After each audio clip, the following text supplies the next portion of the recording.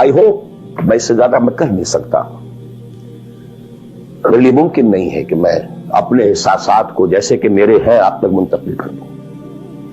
اور میں جانتا ہوں ایسے لوگوں کو جو 30 برس سے مجھے سن رہے ہیں اور یہ ساری باتیں سن رہے ہیں اور ٹس سے بس نہیں ہوتے.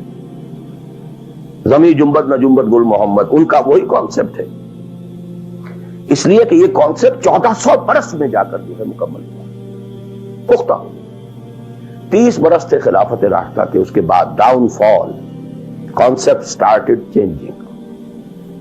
دین مذہب بنتا چلا گیا، سارا ایمفیسس نماز روزے حج عبادت پر ہو گیا، دین کا تصور ہی ختم. اور پھر ہم میں سے جو لوگ غلام رہے وہ تو اتنے فوگر ہو گئے کہ ملا کو جو ہے ہند میں سجدے کی اجازت ناداں یہ سمجھتا ہے کہ اسلام ہے آزاد. بہت بڑے عالم دین نے کہا تھا یہ کہ ہمیں کوئی ایسا کام نہیں کرنا چاہیے جو ہماری حکمرانوں کو، انگریزوں کو پریشانی کا موجب بن جائے، اس لیے کہ انہوں نے ہمیں مذہبی آزادی دی ہوئی ہے. ہمارے نماز پڑھنے پہ کوئی قدغن نہیں ہے، ہمارے روزہ رکھنے پہ قدغن نہیں ہے، حج کرنے پہ قدغن نہیں ہے، لہذا we should be loyal to them. ملا کو جو ہے ہند میں سجدے کی اجازت ناداں یہ سمجھتا ہے کہ اسلام ہے آزاد. یہ کانسیپٹ اتنے پختہ ہو چکے ہیں، اتنے پختہ ہو چکے ہیں. ریچولزم، رسومات رہ گئی، رسم اذاں روح بلالی نہ رہی، فلسفہ رہ گیا، تلقین غزالی نہ رہی. نماز و روزہ و قربانی و حج یہ سب باقی ہیں، تو باقی نہیں.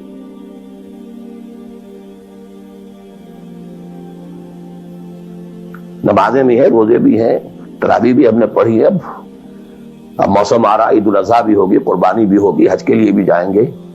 لیکن دنیا پر کوئی اثر اس کا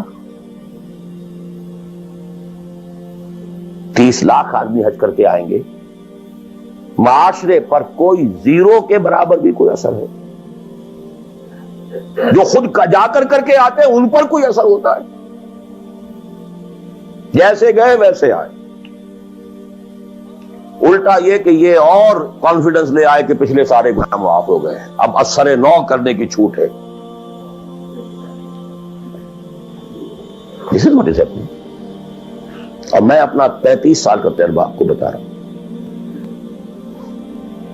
اصل ڈیسائسو پوائنٹ اس کو سمجھ لیں اگر، تو آپ کا پورا تصور بدل جائے گا، ویلیو سٹرکچر بدل جائے گا.